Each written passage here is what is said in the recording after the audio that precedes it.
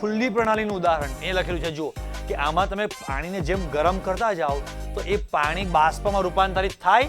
હવે આમાં એવું નહીં સમજવાનું કે ગતિ ઉર્જા એટલે આપણે સળગાવ્યું છે એટલે કોલસો આમ રોકેટની જેમ ઉડવા માંડે તો જ ગતિ ઉર્જા કહેવાય. એવું ગતિ એમ નહીં.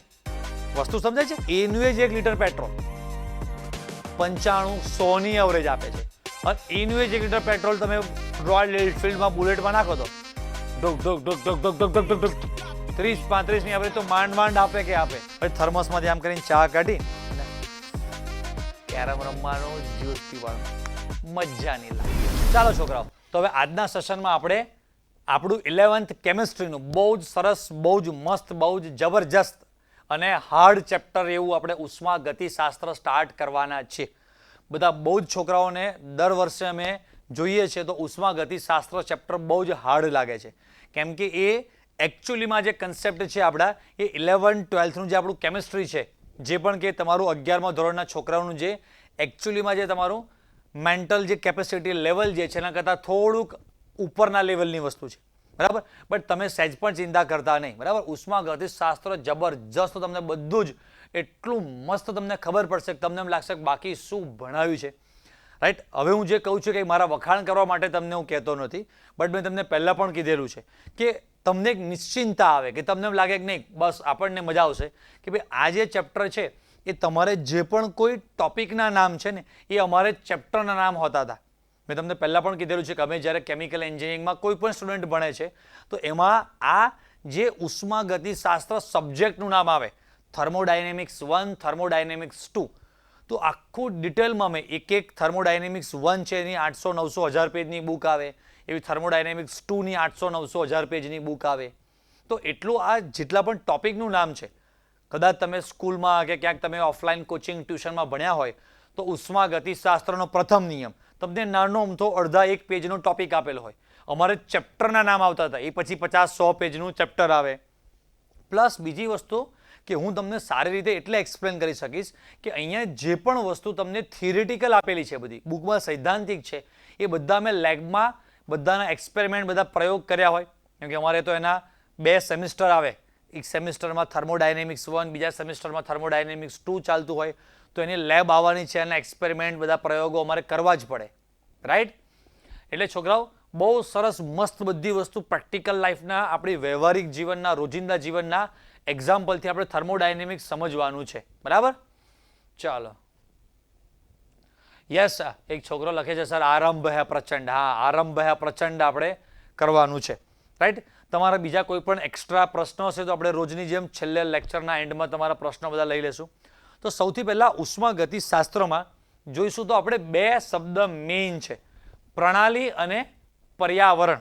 હવે અહીંયા જે પણ આપણી બુકમાં સૈદ્ધાંતિક રીતે જે આપણને બુકની શબ્દોમાં કેમિસ્ટ્રીની ભાષામાં જે આપેલું છે એ સમજીએ, પછી એકચ્યુઅલીમાં રિયલમાં શું એનો મતલબ છે એ સમજીશું આપણે, બરાબર. તો જો શું કહે છે, વિશ્વનો એક અતિ સૂક્ષ્મ ભાગ કે જે વિશ્વના બાકીના ભાગથી ચોક્કસ હદ રેખાથી અલગ થયેલો હોય અને જેના ઉપર બાહ્ય ફેરફારો દ્વારા પ્રયોગો કરી અવલોકનની નોંધ કરવામાં આવતી હોય તેને પ્રણાલી કહે છે.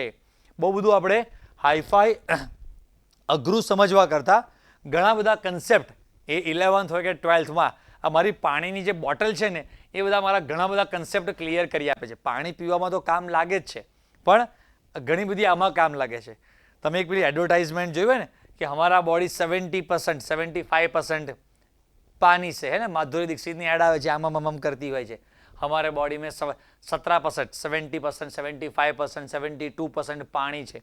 એમ અમારી બોટલમાં અત્યારે 70%, 72% પાણી છે, પણ મારામાં પાણી નહીં, મારામાં નકરું કેમિસ્ટ્રી છે 75%. એને 100% પણ કેમિસ્ટ્રી કહેવાય કે મને કંઈ પણ વસ્તુ હોય તો કેમિસ્ટ્રી જ દેખાય. તો આપણે વાત એ કરીએ છીએ કે અહીંયા જે પણ લખ્યું છે અને આપણે બોટલના ઉદાહરણથી સમજીએ કે વિશ્વ એટલે આપણે સમજવાનું છે કે આપણી પૃથ્વી એટલું નથી સમજવાનું. વિશ્વ મતલબ કે સમજો બ્રહ્માંડ સમજી લો આખું જ, રાઈટ. તમારું નાનું ઘર કે તમારું સિટી કે આપણે ગુજરાત કે ઇન્ડિયા એના પૂરતું નથી. વિશ્વ એટલે સમગ્ર વિશ્વ સમજવાનું છે. તો એ આખી પૃથ્વી સમજી લઈએ. ચલો બ્રહ્માંડને સાઈડ પર છોડીએ તો પૃથ્વીની સાપેક્ષે જોઈએ તો આ બોટલ વિશ્વનો એક અતિ સૂક્ષ્મ ભાગ કે જે વિશ્વના બાકીના ભાગથી ચોક્કસ હદરેખા, આ બોટલની ચોક્કસ હદરેખા છે કે નહીં છોકરાઓ? તો યસ, ચોક્કસ એક હદરેખા છે. આપણે કેમિસ્ટ્રી લેબમાં કોઈ પ્રયોગ પ્રેક્ટિકલ કરી રહ્યા છે અને ટેસ્ટ ટ્યુબ છે આપણી પાસે કે બ્યુરેટ છે, તો એ ચોક્કસ હદરેખા છે. કોઈ આપણે નાના અમથા બીકરમાં કોઈ પ્રેક્ટિકલ કરી રહ્યા છે તો ચોક્કસ એક હદરેખા છે. હદરેખાથી અલગ થયેલો હોય અને જેના ઉપર બાહ્ય ફેરફારો દ્વારા પ્રયોગો કરી અવલોકનની નોંધ કરી શકાય. આ પાણી અત્યારે જે પણ કોઈ તાપમાને છે, પણ અત્યારે હું જે પણ આપણા સ્ટુડિયોમાં જે અત્યારે હું ક્લાસરૂમમાં ભણાવી રહ્યો છું એનું તાપમાન, ધારો કે મેં એસીનું રિમોટનું અહીંયા મને દેખાય છે 21-22 રાખેલું છે, તો ધીરે ધીરે આનું તાપમાન શું થશે? 21-22 થઈ જશે કદાચ. મતલબ કે આપણે 21 અને 22 ડિગ્રી સેલ્સિયસ ટેમ્પરેચર કરીએ છીએ તો આ પાણીના જે પણ બાષ્પ હોય, બાષ્પ દબાણ છે, ઘણા બધા ગુણધર્મો હોય. બધા ગુણધર્મો કયા કયા છે આપણે સ્ટડી કરવા નથી, પણ આપણે સ્ટડી કરવો હોય કે આ પાણી 21-22 ડિગ્રી સેલ્સિયસ તાપમાને કેવું દર્શાવે છે ગુણધર્મો બધા, પછી 100 ડિગ્રી સેલ્સિયસ તાપમાને 50, એમ તમારે આની પર જે પણ કોઈ પ્રયોગ કરવા હોય, તાપમાન, દબાણ બધાના છે, તો બાહ્ય પરિબળોમાં ફેરફાર કરીને જે પણ આપણે અવલોકનો કરીએ છીએ તો આને કહે છે પ્રણાલી. સમજી ગયા કે નહીં છોકરા બધા? હજી વધારે ધીરે ધીરે ડિટેલમાં તમને થોડું આગળ ચાલશે એટલે આઈડિયા આવશે. આ ચેપ્ટરનું પેમ્પલેટ આપણે એપ્લિકેશનમાં તમને અપલોડ કરી આપેલું છે, એટલે અહીંયા જે પણ વસ્તુ તમને દેખાય છે એક્ઝેક્ટ બેઠું આપણું મટીરિયલ જે આપણા મોડ્યુલ્સ પેમ્પલેટ છે એમાં તમને મળી જ જશે. રાઈટ? તમને લોકોને અગાઉ મેસેજ કરીને પણ જાણ કરી દીધેલી હતી. કદાચ તમે એને ડાઉનલોડ કરીને પ્રિન્ટ કઢાવી લીધી હોય તો સરસ, વેલ એન્ડ ગુડ. બાકી હોય તો પછી શાંતિથી તમે એની પ્રિન્ટ કઢાવી લેજો. એટલે અત્યારે લખવાની નહીં, સમજવા પર મેઇન ફોકસ કરજો. હવે પર્યાવરણ કોને કહે છે? તો કે વિશ્વના પ્રણાલી સિવાયના બાકીના જે પણ કોઈ ભાગ વધ્યો એને એ લોકો પર્યાવરણ કહે છે. અને પ્રણાલી વત્તા પર્યાવરણ બંને ભેગું કરો એટલે શું બનતું હોય છોકરાઓ? વિશ્વ બનતું હોય છે. ઇવન તમે જે કોઈ રૂમમાં બેઠા છો કે હું જે પણ કોઈ રૂમમાં છું એને પણ આપણે પ્રણાલી તરીકે લેવી હોય તો લઈ શકાય કે આ રૂમનું તાપમાન વધારીએ છીએ તો શું થાય? તો રૂમના અંદર જે પણ કોઈ વાયુના, ધૂળના રજકણો બધા છે એની છોકરાઓ આભરે વધે. શું વધે? સર આભરે એટલે આંદોલન ગતિ, ભ્રમણ ગતિ અને રેખીય ગતિ. અણુઓની આંદોલન ગતિ વધે, ભ્રમણ ગતિ વધે, રેખીય ગતિ વધે છે. તો આપણે પ્રયોગ કર્યો કે આ ઓરડાનું તાપમાન વધાર્યું, ઓરડાનું તાપમાન ઘટાડ્યું. આ જે પણ કોઈ એરિયા, જે રૂમ, જે વિસ્તાર છે એમાં દબાણ વધારીએ, દબાણ ઘટાડીએ, તો ઓરડો જે રૂમ છે એ વિશ્વની સાપેક્ષે આપણી પ્રણાલી કહેવાય. અને બાકીનું એના સિવાયનું જે પણ કંઈ દેખાય છે એ બધું શું કહીએ છીએ આપણે? પર્યાવરણ. આટલું સમજાય? સમજાય. ચાલો હવે આગળ. હવે પ્રણાલીના પ્રકાર છે ભાઈ. ખુલ્લી પ્રણાલી આવે છે, બંધ પ્રણાલી આવે અને નિરાળી પ્રણાલી આવે. હવે ખુલ્લી પ્રણાલી નામ પરથી જ ખબર પડી જાય કે જુઓ, ખુલ્લી પ્રણાલીમાં પ્રણાલી અને પર્યાવરણની વચ્ચે બે મેઇન વસ્તુ તમારે જોવાની છે. કઈ? તો કે દ્રવ્ય અને ઉર્જાનો વિનિમય. વિનિમય બહુ જ ગુજરાતી શબ્દ છે, ઇંગ્લિશમાં વર્ડ છે એક્સચેન્જ. દ્રવ્ય અને ઉષ્માનું શું થાય છે? એક્સચેન્જ, ટ્રાન્સફર થતું રહે છે. ઉદાહરણ તરીકે કે મેં એક વાટકીમાં એક બરફનો ટુકડો લીધેલો છે, અથવા સમજો ચલો કે અત્યારે ચાલુ લેક્ચરે મને વચ્ચે તેવું છે નહીં પણ સરસ મસ્ત ગરમ ગરમ કોફી છે, ચા છે, કાં તો પછી કોઈ પણ હોટ ચોકલેટ મિલ્ક છે, એવું કંઈ પણ આમ હું પીવું છું એક ઘૂંટણ, પછી આમ મૂકી થોડું પછી ભણાવું, પછી આમ કે યા એક સ્ટુડન્ટ્સ કોમેન્ટ લખે છે યસ યસ યા ઓકે યા, એમ કરીને હું પીતો જોઉં છું. હવે એ અત્યારે ખુલ્લી પ્રણાલી છે. કપ જે છે ખુલ્લી પ્રણાલી છે, મતલબ કે અત્યારે પાણી છે, બરફ છે, કોફી કંઈ પણ છે તો ખુલ્લું, ઉપરથી ખુલ્લું છે એટલે દ્રવ્ય અને ઉષ્મા. ધીમે ધીમે સમજીએ કે ભાઈ અહીંયા એ ચા, કોફી કે ગરમ એકદમ પાણી છે, એ અહીંયા જે પણ કંઈ મેં મૂકી રાખેલું છે તો ધીરે ધીરે શું થાય છે? તો કે એ ઠંડુ થઈ જાય છે. સર વોઇસ લો છે. કદાચ બેટા તમારે વચ્ચે કોઈ ફોન કોલ કંઈક આવી ગયો હશે એટલે તમને એવું લાગતું હશે. એકવાર તમે લેક્ચરમાંથી લીવ થઈ અને રીજોઈન કરો. બીજા બધા સ્ટુડન્ટ્સને વોઇસ મારો પ્રોપર આવે છે બરાબર કે ધીમો આવે છે?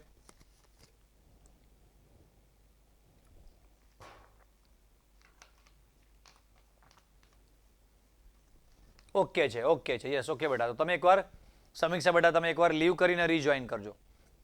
તો આપણે વાત એ કરતા હતા કે અહીંયા એક ગરમ કોફી મૂકેલી છે, કાં તો પછી મેં કીધું ને ચા છે કે હોટ ચોકલેટ મિલ્ક છે, બરફનો ટુકડો છે, ગરમ પાણી ભરેલું છે કોઈ તપેલીમાં, તો એમાં ધીમે ધીમે ધીમે ધીમે ધીમે જેમ જેમ સમય જાય એટલે એમાં ઓટોમેટિક ફેરફાર આવશે.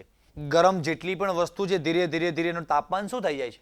ઘટી જાય છે કે નહીં? તાપમાન ઘટી જાય તો એ શું થયું? ઉર્જાનો વિનિમય થાય છે. હા કે ના? દ્રવ્યનો પણ થાય. હા, થાય જ ને. હમણાં સમજાવું છું તમને કેવી રીતે. જુઓ, ખુલ્લા બીકરમાં પ્રક્રિયકોની હાજરી ખુલ્લી પ્રણાલીનું ઉદાહરણ છે. અહીંયા સીમાં એક કાલ્પનિક સપાટી છે જે બીકર અને પ્રક્રિયકોને સમાવે છે. મતલબ કે આ જ પાણીની બોટલ લઈ લઈએ આપણે, તો આમાં એવું કહી શકાય કે આની 3 બાજુ, બરાબર, 3 બાજુ છે એ કોઈકના કોઈક ફિક્સ સપાટી છે, પણ ઉપરની બાજુ કોઈ ફિક્સ સપાટી નથી. કાલ્પનિક પર્યાવરણ અને પ્રણાલી વચ્ચે એક કાલ્પનિક રેખા સમજવી પડે. એક એક્ઝામ્પલ આપીશ તમને, પરફેક્ટ આઈડિયા આવશે. જુઓ, અહીંયા છોકરાઓ એક મેં ફોટો લીધેલો છે. અહીંયા ઇન્ડક્શન, એક એ ટાઈપનું ઇન્ડક્શન આપણે ઇલેક્ટ્રિક સગડી કહીએ છીએ એ ટાઈપની વસ્તુ છે. એક તપેલીમાં આપણે પાણી ગરમ કરવા મૂકેલું છે. તો આ ખુલ્લી પ્રણાલીનું ઉદાહરણ અહીંયા લખેલું છે. જુઓ કે આમાં તમે પાણીને જેમ ગરમ કરતા જાઓ તો એ પાણી બાષ્પમાં રૂપાંતરિત થાય, તો એ દ્રવ્યનો વિનિમય એક્સચેન્જ થયું કે નહીં? પ્રણાલીમાંથી પર્યાવરણમાં જાય છે. અને અહીંયા લખ્યું છે ઉર્જા, મતલબ કે આ જ દિશામાં ને ખાલી એરો મૂકેલો છે કે તમે આને ગરમ કરો છો તો આનમાં રહેલી ઉષ્મા પણ બહારની બાજુ શું થાય છે? આમ ફેલાય છે. એટલે ગરમ કોઈ પણ વસ્તુ છે કે આ પાણી છે તો એમાં દ્રવ્ય અને ઉષ્મા બંનેનું વાતાવરણ સાથે વિનિમય ચાલુ છે. હું બરફનો ટુકડો લઉં તો બરફના ટુકડામાં ઊંધું હોય છે. આમાં પાણીમાં રહેલી ઉષ્મા જે છે એ પ્રણાલીમાંથી પર્યાવરણમાં જાય. બરફનો ટુકડો લઉં તો શું થાય? પર્યાવરણમાં જે ઉષ્મા છે એ બરફ શોષે, મેળવે, એટલે પર્યાવરણમાંથી ઉષ્મા ટ્રાન્સફર થઈ, વિનિમય થઈ. શેમાં થઈ? બરફના ટુકડામાં. બરાબર કે નહીં? તો આ ખુલ્લી પ્રણાલી છે જેમાં બંને દ્રવ્ય અને ઉષ્મા કે ઉર્જા બંનેનું વિનિમય શક્ય છે. બંધ પ્રણાલી તમે જોશો તમને આઈડિયા આવશે કે ઉપરથી અહીંયા બંધ કરેલું છે. ઉર્જા ટ્રાન્સફર થઈ શકે પણ દ્રવ્ય થાય નહીં. આ બોટલમાં હું એકદમ ઠંડુ પાણી ભરીને લઈ આવું, બોટલ મેં મૂકી રાખી છે. લેક્ચરના એન્ડ સુધીમાં શરૂઆતમાં જ્યારે લાવ્યો તો હું ત્યારે જેટલું પાણી ઠંડુ હતું એટલું ઠંડુ રહેશે નહીં. અથવા તો મને ગળું દુખે છે અને બોલવામાં તકલીફ પડે છે એટલે હું થોડુંક સરસ મજાનું ગરમ પાણી પીવાય એવું ગરમ પાણી લઈને આવ્યો છું. પણ ધીરે ધીરે ધીરે અડધો કલાક પછી એ પાણી નોર્મલ થઈ જશે. તો એમાં ઉર્જાનો અંદરથી બહાર કે બહારથી અંદર એ ટ્રાન્સફર, ઇંગ્લિશમાં કહે છે એને હીટ ટ્રાન્સફર, ગુજરાતીમાં કહે છે ઉષ્મા વિનિમય, એટલે કે ઉર્જા ઉષ્માનું આમથી આમ ટ્રાન્સફર ચાલુ છે. પણ બોટલનું ઢક્કન બંધ છે એટલે દ્રવ્યનું વિનિમય થાય નહીં. પાણી ગમે તેટલું ગરમ છે પણ બાષ્પ બની અને આમાંથી બહાર નીકળી નહીં શકે કેમ કે અહીંયા ઢક્કન, આનું કેપ જે છે ઉપરની બાજુથી બંધ છે. રાઈટ? અહીંયા છે જો બંધ પ્રણાલીમાં દ્રવ્યનો, જોજો, દ્રવ્યનો વિનિમય થતો નથી પણ ઉર્જાનો વિનિમય પ્રણાલી અને પર્યાવરણ વચ્ચે ચાલુ રહે છે. કોપર અને સ્ટીલ જેવા વહન કરતા પદાર્થોના બંધ પાત્રોમાં રાખેલા પ્રક્રિયકો બંધ પ્રણાલીનું ઉદાહરણ છે. કોપર સ્ટીલ એટલે લખ્યું છે કે એમાં ઉષ્મા અને ઉર્જાનું વિનિમય ઘણું સારી રીતે થઈ શકે. તમને બધાને ખબર હોય તો કોપર છે એની વાહકતા ઘણી બધી વધારે છે. એ ઉષ્મા હોય કે વિદ્યુત હોય, આપણા ઘરે જે 3 ફેઝની લાઈન આવે, ફ્રીજની છે, એસીની છે, એની અંદર જે કેબલ તાર હોય ને કોપરના હોય છે. હા કે ના? અને કોપર ઉષ્માનું પણ બહુ સારું વહન કરી શકે છે. કોઈ પણ ગરમ પાણી છે એ તમે સ્ટીલમાં કે લોખંડમાં રાખેલું છે અને કોપરમાં રાખ્યું છે, બંને એક જ શેપ, એક જ દેખાવના છે, બંનેમાં એક જ ટેમ્પરેચરવાળું ગરમ પાણી ભરી અને આપણે મૂક્યું છે. તમે ચેક કરો 5 મિનિટ, 10 મિનિટ, 15 મિનિટ, 20 મિનિટે, તો કોપર જે છે ને જેની અંદર તમે કોપરમાં પાણી રાખ્યું છે એમાં ફટાફટ તાપમાન ઘટે. લોખંડમાં, સ્ટીલમાં એટલું ફટાફટ તાપમાન નહીં ઘટે.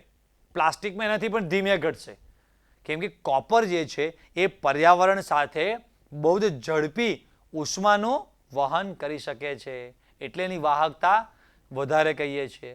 સમજાય કે નહીં? એટલે અહીંયા જો આમાં ઉદાહરણ તમને જો, એની એ જ ઇન્ડક્શન, એની એ તપેલી છે પણ ઉપરથી આપણે બંધ કરી દીધું છે. એટલે અહીંયા શું લખ્યું છે જુઓ, દ્રવ્યનો વિનિમય થતો નથી. ઉર્જાનો થાય પણ દ્રવ્યનો વિનિમય થાય નહીં. ત્રીજું, નિરાળી પ્રણાલી. અચ્છા, એવી પ્રણાલી કે જેમાં ઉષ્મા ઉર્જા એ પણ એક્સચેન્જ ટ્રાન્સફર નહીં થાય કે દ્રવ્ય પણ નહીં થાય. એવું ઉદાહરણ આમ વ્યવહારિક જીવનમાં સંપૂર્ણ નિરાળી પ્રણાલી શક્ય નથી. સમયના અમુક ગાળા પૂરતું શક્ય છે. જો નિરાળી પ્રણાલીમાં દ્રવ્ય અને ઉર્જામાંથી કોઈનો પણ પ્રણાલી અને પર્યાવરણ વચ્ચે વિનિમય થતો નથી. થર્મોસ ફ્લાસ્ક તમે બધાએ જોયેલું છે કે નહીં? પણ આ પણ સમયના અમુક ગાળા પૂરતું. મને ઉદાહરણ તરીકે અમે જ્યારે ભણતા હતા, અમે ટ્યુશન જતા હોઈએ કોઈક વાર, ત્યારે અમારે એક સર હતા કે જેમને ચા પીવાની ટેવ બહુ હતી. એટલે ઘરેથી થર્મોસ લઈને આવેલા હોય, પછી શું કરે, એક લેક્ચરમાં એટલે બે લેક્ચરની વચ્ચે ગેપમાં ઘણીવાર એવું કે બોર્ડ ઉપર બધા એક્ઝામ્પલ દાખલા સોલ્વ કરેલા હોય, કંઈ પણ લખેલું હોય, આટલું પૂરું કરો છોકરાઓ. પછી થર્મોસમાંથી આમ કરીને ચા કાઢી અને કેરમ રમવાનું, જ્યુસ પીવાનું, મજાની લાઈફ. એમ મસ્ત આમ મોજ કરતા કરતા ચિસ્કી લે. અને સરનું જે અમે જે ભણાવતા હતા તે બોર્ડ હોય, એની બાજુમાં નાનો દરવાજો હતો, ત્યાંથી એમ દરવાજો ખોલે એટલે પાછળની બાજુ થોડુંક સરસ આ બધા નાનો ગાર્ડન જેવું લીલોતરી થોડીક હતી, એટલે ત્યાં ઊભા રહે, વરસાદ પડતો દરવાજા આમ ચા પીતા જાય એમ કરીને ત્યારે હે ને. અને એમાં એકવાર સર ભૂલમાં બોલ્યા હતા કે સાથે ભજીયા હોય ને તો મજા આવે ત્યારે. એટલે કંઈક વાત હોય ને, સરને ભજીયાનો ખબર નહીં બહુ શોખ હશે, એટલે કંઈક હોય ને તો એમ કે ભજીયા હોય ને તો મજા આવે. આ મસ્ત વરસાદ છે, ભજીયા હોય તો મજા આવે. સર પાર્ટી થાય એટલે બધાને ભજીયા ખવડાવી દઈએ. એટલે સરનું નામ ભજીયા પાડી દીધું બધાએ, ભજીયું. ખબર પડી ને? એટલે એકવાર સર પછી આવી રીતે ઊભા ચા પીતા હતા આમ કરીને એક પાછળ ભજીયા લાવો. તો કોણ છે? છોકરાઓ હોય ને બધા, આ ભજીયા લાવો ભજીયા આમ કરીને. કોણ બોલે? સર ખબર નહીં, અમે નહીં બોલ્યા. ભજીયાવાળી પાછીઓ ત્યાં લખવા માંડા એમ કરીને. એટલે આ વાત એટલે મને ચા પરથી યાદ આવી ગઈ. તો એ સર કે કોઈ પણ વ્યક્તિ, રાઈટ, તમારા મમ્મીને કોઈને પણ ચાની બહુ જ ટેવ હોય છે, તો ધારો કે અત્યારે હું લેક્ચર સ્ટાર્ટ થાય ત્યારે થર્મોસમાં ચા લઈને આવું, પછી અડધો કલાક, 2 કલાક, 3 કલાક, તો લગભગ 1-2-3 કલાક સુધી તો આપણને એટલો બધો તાપમાનમાં બહુ ફેરફાર દેખાય જ નહીં. સરસ ગરમ ને ગરમ હોય. ઘણી બહુ સારી કંપનીના થર્મોસ આવતા હોય છે કે જેમાં 4, 5, 6, 7, 8 કલાક સુધી પણ વસ્તુ ગરમ રહે. પણ પછી કેટલું? 10 કલાક, 20 કલાક, 4 દિવસ પછી ખોલો તો ગરમ ગરમ આમ ઉકળતી ચા નીકળે. એવું બને નહીં. તો સંપૂર્ણ નિરાળી પ્રણાલી કોઈ શક્ય છે નહીં. સમયના અમુક ગાળા પૂરતું એવું થઈ શકે. પછી હા, સંપૂર્ણ દ્રવ્યનો વિનિમય તમે સ્ટોપ કરી શકો, એ તો આમાં પણ થઈ શકે છે. આ થઈ ગયો છે અત્યારે. પણ ઉષ્મા કે ઉર્જાનો સંપૂર્ણ વિનિમય સ્ટોપ કરી શકાતો નથી. બરાબર? રેડી? ચાલો હવે આગળ જઈશું થોડાક. હવે પ્રક્રમ, ચક્રમ નહીં ભાઈ, પ્રક્રમ. ઇંગ્લિશમાં એને કહે છે પ્રોસેસ. શું કહે છે ઇંગ્લિશમાં એને? પ્રોસેસ. પણ પ્રોસેસ શબ્દ આપણને વધારે ઇઝીલી ખબર પડી જાય. ગુજરાતી પ્રક્રમ એટલે શું સમજવું પડે કે ભાઈ આવી એક પ્રોસેસ છે. પ્રોસેસ એટલે પ્રોસેસ. તો જુઓ, પ્રણાલીનું એક અવસ્થામાંથી બીજી અવસ્થામાં થતું પરિવર્તન. સમજાય કે નહીં? શું કહે છે? પ્રણાલીનું એક અવસ્થામાંથી બીજી અવસ્થામાં થતું પરિવર્તન.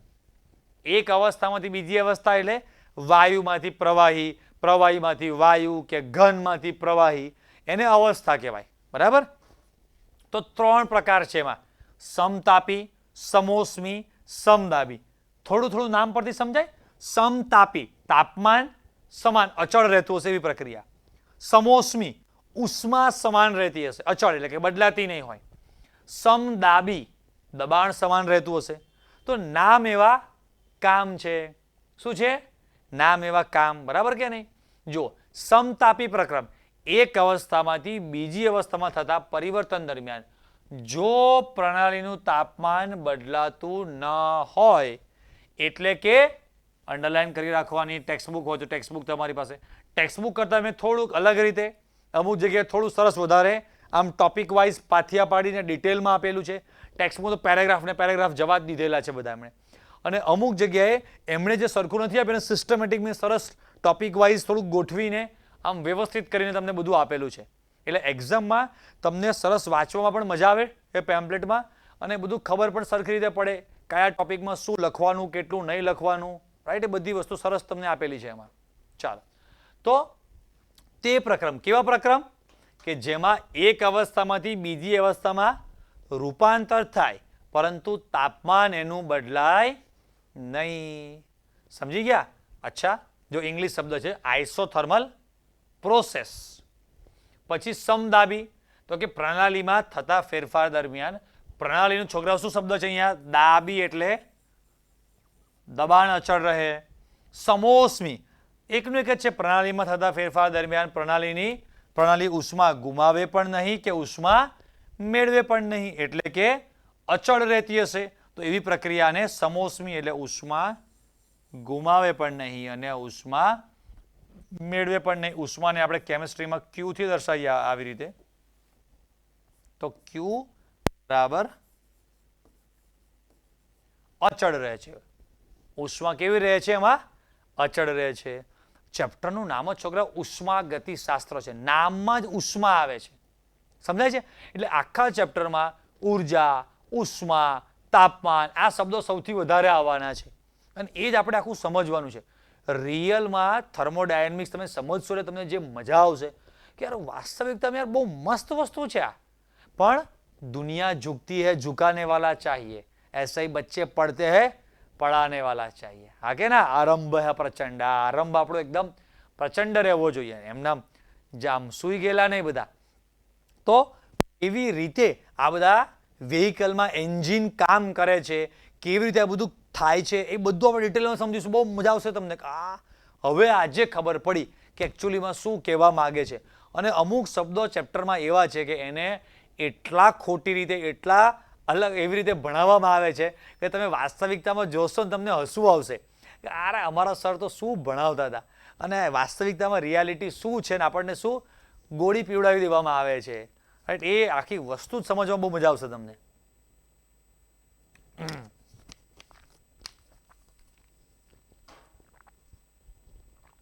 ચાલો હવે જુઓ, આ ટોપિક પણ આપણી બુકમાં આટલો સરસ ડિટેલમાં નથી આપેલો. સ્કૂલના ટીચર્સ તો બધું બીવડાયું હતું આ ચેપ્ટર માટે. હા, બીવડાવે તો ખરા જ ને ભાઈ. एक्चुअली डर लगने वाला ही है, पर कोई बात नहीं है. तो कहते हैं ना भाई, यहाँ पर भूत पिशाच का बहुत ही प्रभाव रहता है, लेकिन हमारे साथ हनुमान जी का प्रभाव है. एना जेम छे, તમે ચિંતા કરતા ને. બોલો બજરંગ બલી કી જય. એમ આવડી જશે. હવે આપણી બુકમાં આવા સ્પેશિયલ ટોપિક સરખા અલગ પાડીને આપ્યા હતી. અવસ્થા વિધેય. અવસ્થા એટલે ખબર પડે ને, ઘન, પ્રવાહી, વાયુ.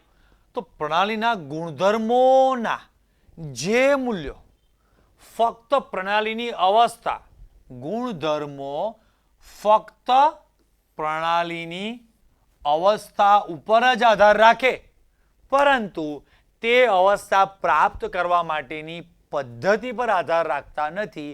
તેને અવસ્થા વિધેય કહે છે. સર ના સમજાયું, એટલા માટે તો હું છું કે ના સમજાય. જો સમજાઈ જતું હોત તો મારી જરૂર શું પડે?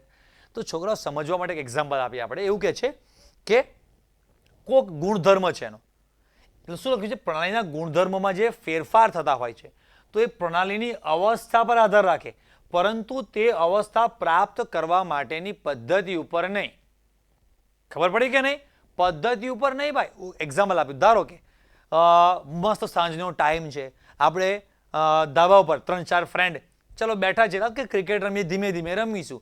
જો નીચે જાય તો આઉટ, એવી રીતે નિયમ બનાવી અને કોઈ આમ કરી અને આમ કરે છે, બોલ કૂદી અને ટેરેસ ધાબા ઉપરથી સીધો નીચે પડ્યો. હવે એ નીચે બોલ પર તમે બધા નીચે જોવો છો આમ કરીને, તો એ બોલને નીચેથી અહીંયા ઉપર ફર્સ્ટ, સેકન્ડ, થર્ડ ફ્લોર પર જ્યાં પણ તમે ટેરેસ પર છો ત્યાં બીજા ત્રીજા માળે એ બોલને કેટલી રીતે લાવી શકાય? પહેલી રીત કે ભાઈ કોઈક વ્યક્તિ દાદર ઉતરીને નીચે ગયો અને દાદર ઉતરીને ફરી લઈને આવતો રહ્યો. બીજું એવું થઈ શકે કે તમે ઉપરથી ડોલ લબડાવો, આમ કરીને ડોલ નીચે જવા દો અને કોઈક વ્યક્તિએ ડોલમાં બોલ મૂકી દે, તમે દોરડીથી ખેંચી અને બોલને ઉપર લઈ લો. કદાચ આપણે એવું પણ કરી નીચે જતા કોઈક વ્યક્તિ દેખાય આપણને, ઓ પાર્ટી. આપણે ગુજરાતીમાં ઘણા બધા લોકોને કહેવાનું ટેવ હોય છે, ઓ પાર્ટી પાર્ટી, બોલ ફેંકો ને ઉપર. હવે અમુક જગ્યાએ પાર્ટી બોલતા હોય, અમુક જગ્યાએ જે શબ્દ બોલતા હોય એમ, પણ પાર્ટી, ઓ મિત્ર, ઓ ભાઈબંધ, સાહેબ 2 મિનિટ બોલ લાગજો ને, બોલ આપજો ને. હવે એ પાર્ટી મિત્ર જે છે એ બોલ ફેંકે. હવે બોલ તમે નીચેથી ઉતરીને દાદરમાં લઈ આવો, કદાચ 3-4 માળની બિલ્ડિંગ કે ઘર છે, લિફ્ટની વ્યવસ્થા છે, લિફ્ટમાં લાવો, ડોલથી ઉપર ખેંચી લાવો, પાર્ટી બોલ ફેંકે. જે રીતે કરો એ એ કોઈ ઘન પદાર્થ છે, એ નીચે જે ધરા અવસ્થા કહેવાય એટલે કે ભૂમિ અવસ્થા જમીન ઉપર જ્યાં છે ત્યાંથી ત્રીજે માળ h ઊંચાઈ પર એ પદાર્થ આવ્યો, તો કે હા. તો એ h ઊંચાઈ પર પહોંચ્યો તો એની એક ઉર્જા આવતી હોય છે. એ ઉર્જા આપણે એક સૂત્ર આવે છે આગળ, જુઓ તમને બતાવું અહીંયા આપણી બુકમાં હોય તો P is equal to h rho g. તમે સૂત્ર સાંભળેલું છે? P is equal to h rho g, બરાબર કે નહીં? રો એટલે ઘનતા, g એટલે ગુરુત્વાકર્ષણ અને h ઊંચાઈ. સમજ્યા કે નહીં? તો આપણે h ઊંચાઈ સુધી કોઈક વસ્તુને લઈ જવી છે તો રીત કોઈ પણ હોય. સમજાય છે કે નહીં? એ પ્રણાલીની અવસ્થા પર આધાર રાખે છે ને રીત ઉપર નહીં. હવે આપણે કેમિસ્ટ્રીનું ટેકનિકલ એક્ઝામ્પલ તમને હું આપું. સમજાય છે કે એક મારી પાસે અહીંયા વાટકી ડીશમાં બરફ છે. હવે બરફને મારે પાણી બનાવવો છે તો કેટલી કેટલી રીતે બરફ છે પાણીમાં ફેરવાઈ શકે? કેટલી કેટલી રીતે સમજાય છે? તો કે ભાઈ તમે એને ગરમ કરો તો બરફમાંથી પાણી બને ને. તમે એને સૂર્યપ્રકાશમાં મૂકો તો પણ બરફમાંથી પાણી બને. તમે એ બરફને બરાબર સ્પીડમાં તમે એ વાટકી કોઈ પણ ઘન થોડીક હાર્ડ વસ્તુ એની સાથે ઘસો છો તો પણ એ પાણી બની જાય છે. ગમે તે રીતે એ ઘન અવસ્થામાંથી પ્રવાહી અવસ્થામાં ફેરવાયો તો કે હા ફેરવાઈ ગયો બસ. હવે એના જે પણ કોઈ ગુણધર્મો છે અલગ અલગ પ્રકારના, એની જો એ જે પણ પદાર્થ છે ને એની આંતરિક ઉર્જા હોય, એન્થાલ્પી હોય, એન્ટ્રોપી હોય અને મુક્ત ઉર્જા હોય. સર આ બધું શું છે? આ ચેપ્ટરના 4 મેઇન ટોપિક છે. આ 4 ટોપિક પૂરા થાય એટલે ચેપ્ટર પૂરું. સમજ્યા? એટલે સ્ટેપ બાય સ્ટેપ આપણે એક એક ટોપિક વારાફરતી ચેપ્ટરના સમજતા જવાના છે.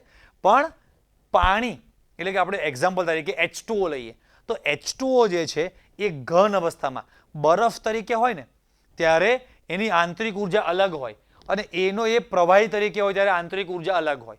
આંતરિક ઉર્જામાં ખબર ના પડે તો કંઈ નહીં, એવું સમજો કે એ જે H2O છે એ બરફ સ્વરૂપે જ્યારે અણુ છે એમાં ઉર્જા અને વાયુ સ્વરૂપે હોય એમાં ઉર્જા બે સેમ હોય. તમને એ બરફ તમારા હાથ ઉપર અહીંયા મૂકે છે તો તમને દાજી ગયા જેવી ફિલિંગ આવે અને એનું જ પાણી 100 ડિગ્રી 150 200 ડિગ્રી સેલ્સિયસ તાપમાને છે અને એકદમ હોટ સ્ટીમ છે, ઉષ્મા વરાળ સ્વરૂપે છે અને એ વરાળ તમારા હાથ ઉપર લાગે તો આપણે આખો એટલો હાથનો ભાગ લાલ થઈ જાય, અમુક વાર ફોડલા પણ પડી જાય. ઘણી બધી વાર એવું થાય. મારે હમણાં થોડા દિવસ પહેલા થયું કુકરમાંથી, તમને ખબર છે કુકરમાંથી એકદમ હવા નીકળતી હોય એકદમ જ સ્પીડમાં. તો મારે એક દિવસ એવું થયું કે અહીંયા કિચનમાં ગેસ ઉપર કુકર મૂકેલું હશે અને બાજુમાં માટલું અને હું આ રીતે બોટલ બસ મૂકી અને બોટલ ભરતો હતો. મારા આ હાથમાં બોટલ અને આમ કરી અને પાણી આમ કરીને ભરતો હતો અને એકદમ જ કુકરમાંથી સીટી હવા આમ સીધી ઉપર નીકળે, મને સાઈડમાંથી પણ હવા નીકળતી હશે. ખબર નહીં, કુકર લગભગ બગડી ગયેલા છે લેડીઝને. તો સાઈડમાંથી હવા નીકળી તો સીધી ગરમ ગરમ હવા અહીંયા આવી. હવે મારે નહોતું છોડું તો હાથમાંથી બોટલ છૂટી ગઈ મારા હાથમાંથી સીધી જ. તો એના બદલે બરફના જે H2O ના અણુ છે એમાં એટલી બધી ઉષ્મા ઉર્જા નહીં હોય. સમજાય? બરફથી તમે કોઈ જગ્યાએ સાંભળ્યું કે ટર્બાઇન ફેરવીને વિદ્યુત પેદા કરી શકાય છે? નહીં થાય. પણ પાણીને ગરમ કરો એટલે એમાંથી ઉષ્મા આપીએ છીએ એટલે જે વરાળ બની એ વરાળથી તમે ટર્બાઇન ફેરવીને બોઇલરમાં તમે પાણીને ગરમ કરો એટલે બાષ્પ વરાળ બને. એનાથી ટર્બાઇન ફેરવી અને વિદ્યુત ઉર્જા ઉત્પન્ન કરી શકાય. બરાબર કે નહીં? આ થર્મલ પાવર સ્ટેશન જે પણ કોઈ હોય છે, વણાકબોરી છે, ધુવારણમાં આપણે ગુજરાતમાં થર્મલ પાવર સ્ટેશન છે. તો થર્મલ એટલે કે ઉષ્મા, તો એનાથી વરાળથી એ કામ થઈ શકે છે પણ બરફથી એ કામ નહીં થાય. અમુક કામ એવા છે જે બરફથી થાય એ વરાળથી નહીં થાય. મતલબ કે H2O જ છે પણ H2O ઘન સ્વરૂપે હોય તો એના જે અણુઓ છે એની ઉર્જા કંઈક અલગ હશે, પ્રવાહી સ્વરૂપમાં કંઈક અલગ છે અને વરાળ સ્વરૂપમાં કંઈક અલગ છે. તો 3 અવસ્થા છે. ઘનમાંથી તમે પ્રવાહીમાં ફેરવો છો તો કે હા, એટલે એની અવસ્થા બદલાય તો કે બદલાઈ ગઈ. બદલાઈ ગઈ છે? હા બદલાઈ ગઈ છે. હવે એ અવસ્થા બદલાઈ ગઈ એટલે એની ઉર્જા બદલાઈ ગઈ તો કે બદલાઈ ગઈ. પણ અવસ્થા વિધેય કોને કહેવાય? તો કે એ પાણીના ઘણા બધા ગુણધર્મો હશે, એમાંથી અમુક ગુણધર્મો કે જે માત્ર ને માત્ર ઘન અને પ્રવાહી એ અવસ્થા પર આધાર રાખે, એને પ્રાપ્ત કરવાની રીત ઉપર નહીં. સમજાય ને? સમજાય? ઉદાહરણ તરીકે કે હું બહુ પૈસે ટકે એટલો બધો વ્યવસ્થિત વ્યક્તિ નથી, માંડ મારું ઘર ચાલે છે, નોકરી મળે ના મળે, અહીંયા કામકાજ કરવું, આમ છે તેમ છે, પછી રોજ માંડ 100 200 500 રૂપિયા ઘરે આવે છે અને એક દિવસે સીધા હું 10,000 રૂપિયા લઈ અને મારા વાઈફને આપું છું એટલે મારા વાઈફ સીધો પ્રશ્ન પૂછે 10,000 રૂપિયા ક્યાંથી આવ્યા આટલા બધા? તારે શું કામ છે, તું પૈસા રાખ ને. પણ ના ના, તમે કંઈ ખોટ જ્યાંથી લાવ્યો ત્યાંથી. રીત ઉપર આધાર રાખતું નથી. એ પૈસા બસ એનાથી કામ છે. હું કોઈક દુકાને 10,000 રૂપિયા લઈને જાઉં તો દુકાનવાળાને પૈસાથી મતલબ છે. એ પૈસા હું કેવી રીતે કમાયો એની રીત ઉપર આધાર રાખતું નથી. હવે થોડું મગજમાં બેસે છે કે અવસ્થા વિધેય એટલે શું? એવા વિધેય એટલે કે એવા ગુણધર્મો કે જે માત્ર એટલે કે ફાઇનલ અને ઇનિશિયલ, એ બસ એટલે કે શરૂઆત અને અંતિમ, એ બે અવસ્થા પર આધાર રાખે, વચ્ચેની રીત ઉપર આધાર રાખે નહીં. તમે જે રીતે કરો એ રીતે. સમજાય કે નહીં? બરાબર. એમ જુઓ, પ્રણાલીના ગુણધર્મોના જે મૂલ્યો ફક્ત પ્રણાલીની અવસ્થા ઉપર આધાર રાખે છે, પરંતુ તે અવસ્થા પ્રાપ્ત કરવા માટેની પદ્ધતિ પર આધાર રાખતા નથી. તેને અવસ્થા વિધેય કહે છે. કોણ છે? આંતરિક ઉર્જા, એન્થાલ્પી, એન્ટ્રોપી, મુક્ત ઉર્જા, આ બધા શું છે? અવસ્થા વિધેય. સર બહુ સમજાયા નહીં, પણ અવસ્થા વિધેય એટલે સમજાઈ ગયો છે. પણ આ એટલે નથી સમજાય કે તો એક એક સરસ ડિટેલમાં મોટા મોટા ટોપિક છે અને સ્ટેપ બાય સ્ટેપ આપણે એ જ સમજવાનું છે. તો સૌથી પહેલા બધા છોકરાઓને અવસ્થા વિધેયનો અર્થ સમજાઈ ગયો. ઘણા બધા એક્ઝામ્પલ આપ્યા મેં. ચલો સમજાયું કે નહીં? ઓકે, આમ થંબ બમ બતાવજો મને.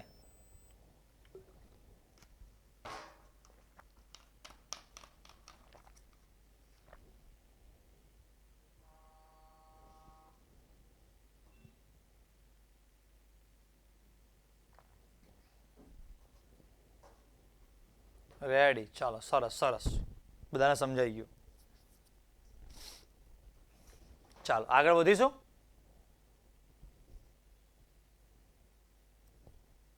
હા, હવે પહેલો જ ટોપિક આંતરિક ઉર્જા. ઇંગ્લિશમાં કહે છે એને ઇન્ટરનલ એનર્જી. ઇન્ટરનલ, આંતરિક. પહેલા આપણે આપણું એક્ઝામ્પલ લઈશું, પછી પદાર્થનું સમજીશું. શું કહે છે જુઓ, જે પદાર્થમાં તેના દ્રવ્યને આધારે તેમજ તેના લાક્ષણિક બંધારણને આધારે ચોક્કસ ઉર્જા સમાયેલી હોય છે, જેને આંતરિક ઉર્જા કહે છે.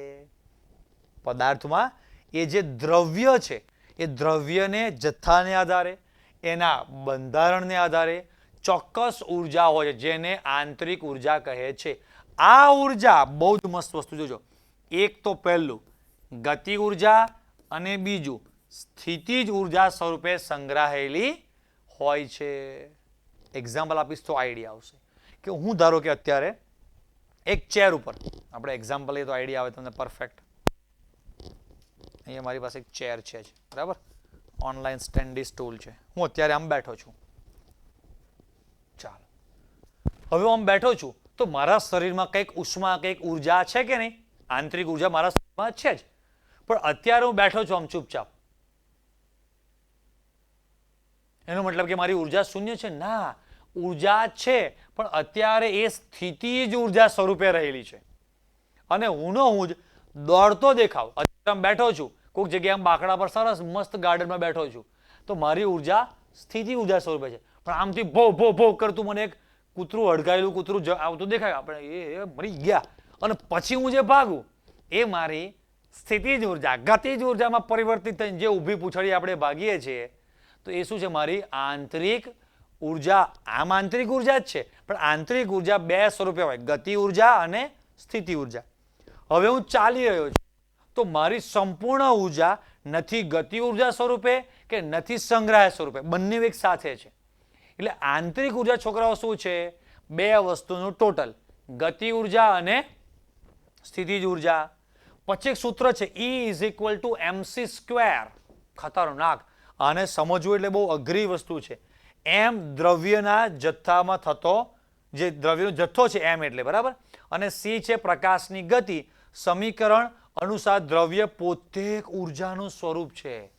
દ્રવ્ય પોતે એક ઉર્જાનું સ્વરૂપ છે. એક એક્ઝામ્પલ આપીશ, તમને આઈડિયા આવશે કે આપણી પાસે છોકરાઓ, આપણી હાથમાં આમ મેં જે હાથ દેખાડ્યો આટલો ગમતો, એટલી સાઇઝનો એક કોલસાનો ટુકડો છે. તો જોતા અત્યારે એકદમ કોલસાનો ટુકડો મેં હાથમાં પકડેલો છે. ધારો કે આ જે બ્લેક છે એ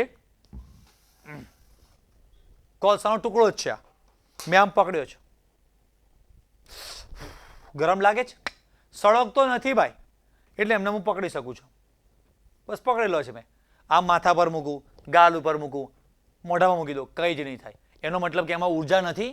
ઉર્જા છે એની અંદર, હા કે ના? પણ એ અત્યારે સ્થિતિ ઉર્જા સ્વરૂપે છે. હવે આમાં એવું નહીં સમજવાનું કે ગતિ ઉર્જા એટલે આપણે સળગાવ્યું એટલે કોલસો આમ રોકેટની જેમ ઉડવા માંડે તો જ ગતિ ઉર્જા કહેવાય. એવું ગતિ એમ નહીં. વસ્તુ સમજાય છે કે આની અંદર અત્યારે મેં એટલે સમજાવ્યું કે બે વસ્તુ, કોલસામાં ઉર્જા સંગ્રહાયેલી છે કે નહીં? છે જ. ધારો કે આ પેટ્રોલની બોટલ છે તો આની અંદર ઉર્જા છે કે નહીં? છે ભાઈ, ભયાનક ઉર્જા હોય કે નહીં આમાં પેટ્રોલમાં તો. પણ અત્યારે પ્રવાહી સ્વરૂપે છે, સળગતું નથી. એ બોટલને હું અડી શકું છું. કદાચ મારા શરીર ઉપર આમ પેટ્રોલ નાખું તો પણ મને અત્યારે કંઈ થશે નહીં. ઓહ, તમે કહેતા હતા આમાં ઉર્જા છે. માઇન્ડસેટ, આપણા મગજની એક સ્થિતિ. આપણે જ્યારે પણ શબ્દ ઉર્જા સાંભળીએ છીએ ને એટલે આપણું મગજ કેવું મનોચિંતન, એટલે કે આમ કેવી કલ્પનાઓ કરે ખબર છે? આમ ધુમાડા ધુમાડા સળગતું હશે, એ બધું ગરમ ગરમ, આહા, અડાય નહીં. એવું નહીં ભાઈ, સમજાય છે? ઉર્જા મતલબ કે ઉર્જાના ઘણા બધા સ્વરૂપ છે. પવન ઉર્જા પણ એક ઉર્જા જ છે, હા કે ના? એમ ઉષ્મા શબ્દ વાપરે અલગ વસ્તુ છે, પણ ઉર્જા એટલે કે આ પ્રવાહી જે પણ છે, પેટ્રોલ છે, ડીઝલ છે, કેરોસીન છે, બરાબર, કોલસો છે, એની અંદર ઉર્જા છે કે નહીં? અંદર છે. પહેલા આપણે અત્યારે આ સમજીએ, પછી પાછું ઉપર લઈ જાઉં. હવે એવું કહે છે કે આ કોલસામાં કેટલી ઉર્જા છે?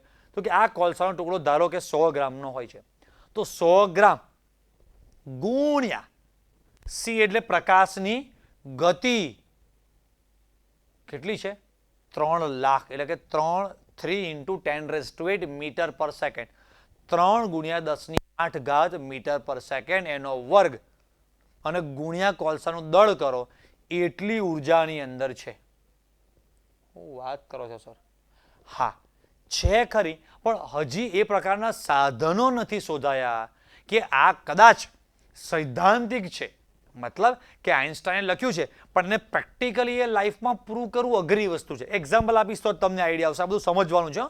જો ધારો કે મારી પાસે આ 1 લીટર ઉદાહરણ તરીકે પેટ્રોલ છે, તો 1 લીટર પેટ્રોલથી બાઇક, એક્ટિવા, કાર, બસ, ટ્રક બધા સેમ કિલોમીટર ચાલશે ના?